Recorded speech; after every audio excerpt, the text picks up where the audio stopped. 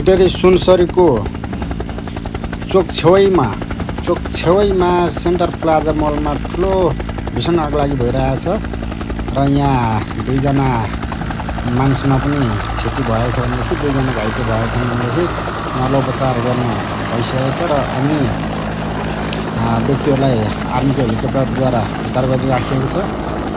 देख्न सकिन्छ दर्शकहरू, आर्मीको हेलिकप्टरबाट उद्धार गरिनेछ भनेदेखि यहाँ धेरै मात्रामा सुरक्षाकर्मीहरू परिचालन गरिसकेको छ। हामीले देख्न सकिरहेछौँ यसको लोकेसन चाहिँ ठ्याक्कै सुनसरीको इटरी चोकको सेन्टर प्लाजा मल हो र हाम्रो यो प्रदेश मन्त्रीहरू पनि आउनु भएको छ। यहाँनिर हाम्रो प्रदेश मन्त्रीहरू र यहाँ हाम्रो सुरक्षाकर्मीहरू पनि धेरै आइसक्नु भएको छ। आगो नियन्त्रणमा लिने जारी छ, नियन्त्रणमा लिँदै हुनुहुन्छ दर्शकहरू। ताजा अपडेट गरिरहेका छौँ हामीले,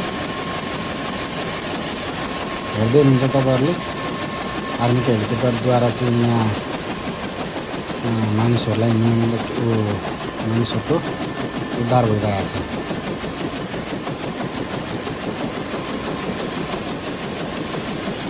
दमकलबाट तलबाट पानी पनि लगाइरहेको छ दर्शकहरू हामीले।